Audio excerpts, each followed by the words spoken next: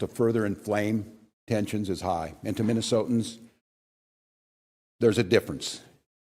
We want calm and peace and normalcy back to our lives. They want chaos. We cannot and we will not give them what they want by meeting violence with violence. Minnesota and our local law enforcement, as you have seen, have done everything possible to de-escalate. Local media has reported extensively on the cooperation to de-escalate this situation. Donald Trump, I call on you once again, remove this force from Minnesota. They are sowing chaos and violence. We've seen deadly violence from federal agents again and again and again. But in contrast to that, on these frozen streets, what you witnessed yesterday was the best of Minnesotans, peacefully exercising their First Amendment rights. And I attended in the church basement hundreds of Minnesotans from all faiths packing care packages for families that have been ripped apart. Despite the horrific acts by this federal government, Minnesotans are standing up for the rule of law.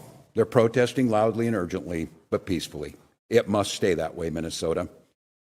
Minnesotans are witnessing, and we're creating a log of evidence for the future prosecution of ICE agents and officials responsible for this. They're helping their neighbors. They're walking their kids to school. They're feeding families. I salute their courage and their restraint, and I call on all Americans to see the decency that this state is exhibiting and the horrific cruelty, unprofessional, absolute abomination that is passing for what these ICE agents are doing on our streets. They think they can provoke us into abandoning our values. Well, they're dead wrong. We'll keep the peace, we'll secure the justice with our neighbors, and we'll see this occupation ends. Minnesotans and Minnesota law enforcement that continuously is being denigrated by this administration will continue to be the adults in the room, the professionals in the room, the decent human beings in the room that will keep the peace. With this, I'd like to turn it over to Department of Public Safety Commissioner Bob Jacobson to update you on the situation as we know it.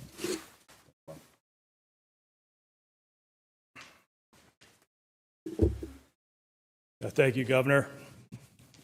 I'm Bob Jacobson, Commissioner of Public Safety for the Department of Public Safety, and again, it's my honor to serve in that position. A man was shot and killed this morning in Minneapolis. I want to pause and remember what cannot get lost in this moment. A man died. His family and friends are feeling unimaginable heartbreak and trauma. And I know Minnesotans and I know our community will rally around this man's family and friends to support him. I also understand clearly that people are upset. They're scared, they're confused, and I want to assure you that this state's public safety officials and our local law enforcement partners are doing everything in our power to get answers, to help return a sense of normalcy back to our communities. You have the right to demonstrate peacefully. We recognize that demonstrations are often driven by strong emotions, beliefs, and a desire to be heard. But please, please remain peaceful. And I want to say it again because it is important and it is critical. Peacefully demonstrate. By doing so, you help local authorities to get answers. You help us to do our investigations. By remaining peaceful, you help ensure nobody else may be killed or injured. The thousands and thousands of people who gathered yesterday in Minneapolis prove that Minnesotans can make their voices heard peacefully, and they can do so without violence, and they can do so without destruction. And state resources are available and ready to support our local law enforcement partners as requested. And those resources include the Minnesota State Patrol, the Bureau of Criminal Apprehension, and the Minnesota National Guard. With that, we'll stand for questions. Governor, you made this request before. Is there any reason to believe that it will be answered differently? Have you had any conversations with the president, with the federal government? Is there any indication that Well, I spoke twice this morning, shortly after I received the call of this shooting. I spoke with the President's Chief of Staff, and first request was to get her people out of there, to get these federal agents out of there. They were going to cause more chaos. And second call is, with no uncertain terms, that we will investigate this. We will not be stonewalled. What we've already seen, and you saw it this morning, before any investigation is done, you have the most powerful people in the federal government spinning stories and putting up pictures, and unrelated people who we don't know anything about, and a picture of a firearm to try and spin a narrative. And I ask Americans, this will end when enough Americans say this will end. Do I have any confidence Donald Trump will do the right thing? No, I don't have a lot of confidence Donald Trump will do the right thing. I do have a lot of confidence that the majority of the American people will do the right thing. And I think there cannot be very many people across this country looking right now, after all the reporting that's been done, after everything that's been said, under the pretense that they are here about immigration reform, and quit referring to these people as law enforcement. They are not law enforcement. We have law enforcement who do an incredible job. And to listen to Greg Bovino denigrate the work of our people who are out there cleaning up their mess, no, I don't have a lot of confidence that he himself will do it. But here's what I do have confidence in. There's a whole lot of Republicans, for whatever reason, cannot find their spine. But they might find the ability to know that they're not going to win another election as long as they live, unless they stand up for what's right, and stand up for the rule of law, and stand up for human decency, and that's the moment. So then, just a follow-up, because then if that is not the case, what are the people of Minnesota supposed to do who are in the middle right now? Because if they Yeah. Stonewall and Yeah. you're trying to investigate, is that forcing? Yeah, no, it's a good question. And look, I speaking to the people of Minnesota right now, I hear that scream from you, and I'll continue to plead and ask you for peace. And I know the answer is, you ask us for peace and we give it, and we get shot in the face on the streets coming out of a donut shop. We cannot give them what they want. I don't know how to say this in so many terms, to watch the madness that we've witnessed over this last week coming out of the White House and what it's doing here. My confidence is, and I say it to Minnesotans, as I've said, exercise your First Amendment rights, speak out, bear witness and document legally. But I understand the risk in that. And I understand the courage that it takes to have people out there doing this. Thank God we have video. Because according to DHS, these 7 heroic guys took an onslaught of a battalion against them or something. It's nonsense, people. It is nonsense, and it's lies. So my confidence is this, Minnesotans. You know who you are, and you demonstrate it every single day, and we damn sure know who these people are. The American public knows, and this needs to be the event that says enough. Go ahead. No, I'm up front. Governor Carolyn Cummings, either you or Commissioner Dickerson speak to the fact that you talk about you don't trust the federal government to know with the Renee Good shooting. BCA said that they were blocked from accessing evidence. Has there been any suggestion that BCA is not allowed to do this investigation? Have officers on the ground doing the investigation? The question was related to whether or not the BCA is on the ground currently with the investigation, and a reference to previous investigations that the BCA have attempted to be a part of.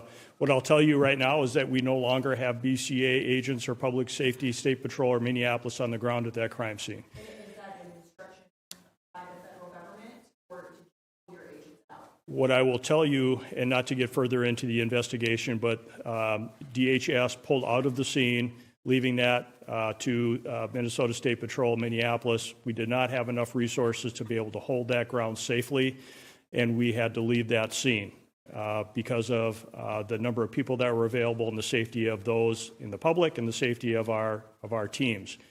We were able to get there, but at that time we were not able to hold that scene to do a crime scene investigation. I can't talk any more about those details. Who is handling the investigation? If not either DHS or state officials?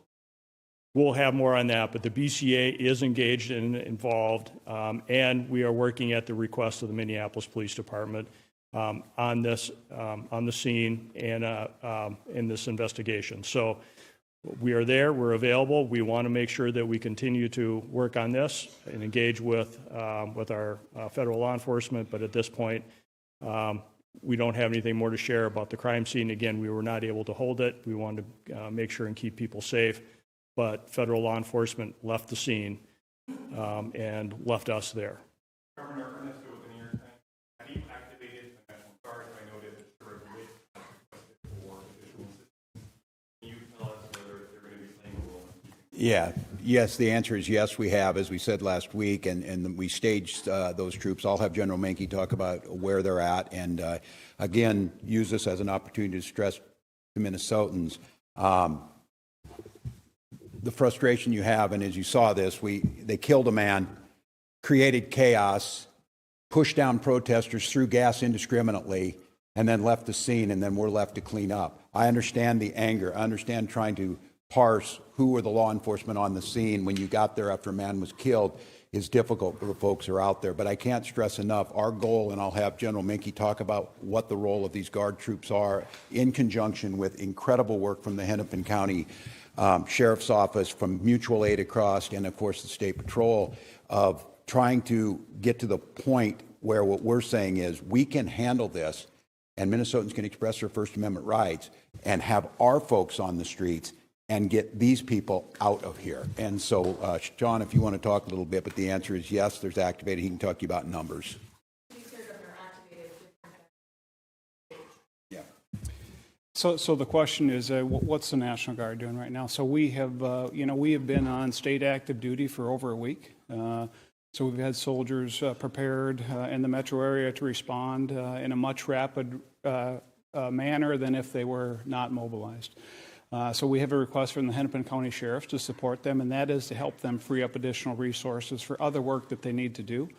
And we have started coordinating with them this morning on that, and that first area of support will be assisting them with their requirement to provide security to the Whipple building. So we'll be helping them there. And then we are in parallel planning with other organizations within the state of Minnesota, to include the State Patrol, the Minnesota DNR, and other local agencies to render assistance if requested. Can you say how many are now deployed? I would say that the number that we have is adequate for the requests that we have right now, and I will also tell you that we are bringing more resources that will be able to respond in a timely manner that are not fully mobilized yet, but we are mobilizing more soldiers as we talk at this time. I'd like not to get into specific numbers for an operational security standpoint, but right now we have all the resources to meet the requests that we have. I would note on this one, too, that we'll be billing the federal government for the cost of the National Guard because they are incurring the costs that are falling on us by their reckless actions. Yes, sir.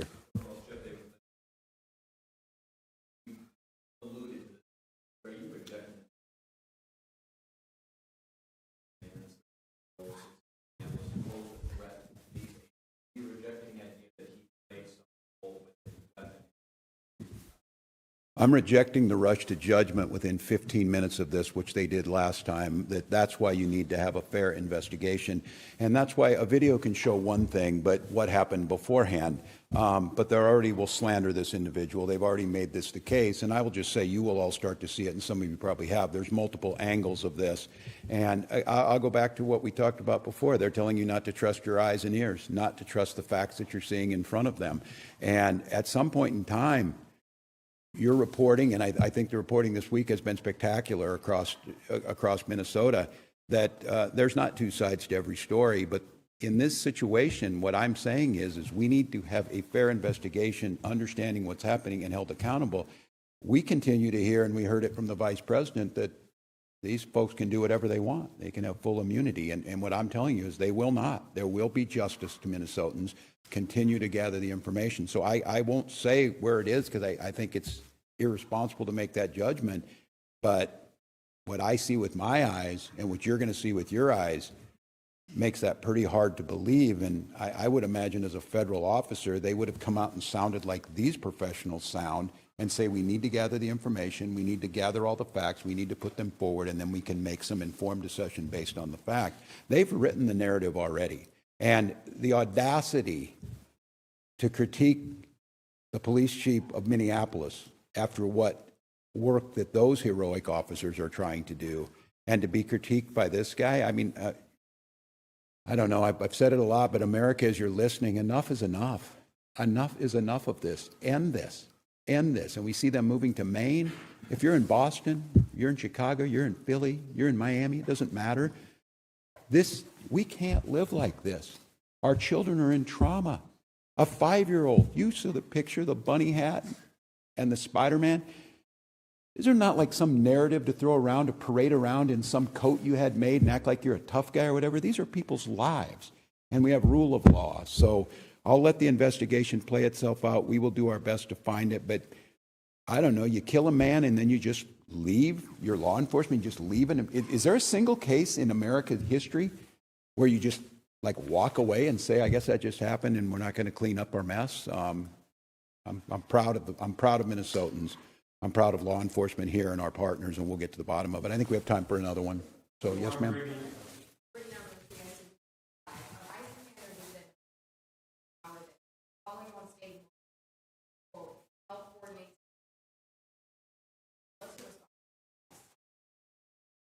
I'm better off to let these guys, the professionals. I have my thoughts.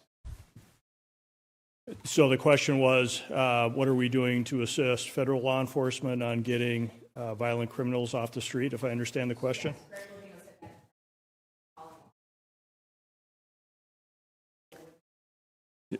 State and local law enforcement are always ready and willing and able to arrest violent offenders. We do not stand down from that, no matter where we get that information from. If there are violent offenders or violent criminals or violent crimes, we will investigate and we'll bring those to justice. If the federal government would like to work with us, to continue to work with us as they have in the past, to locate those violent offenders, we are always open to those discussions and always willing to assist. We do not ignore that. We are ready and able, and we do that. All of you, as part of the media, hear us arresting violent offenders all the time. We have not stood down. That is our mission. The federal government is not alone in arresting violent offenders. State and local law enforcement does that every day at great risk to their life, at great risk to the community. We do it because we want a safe Minnesota, and the federal government is not the only one to do that.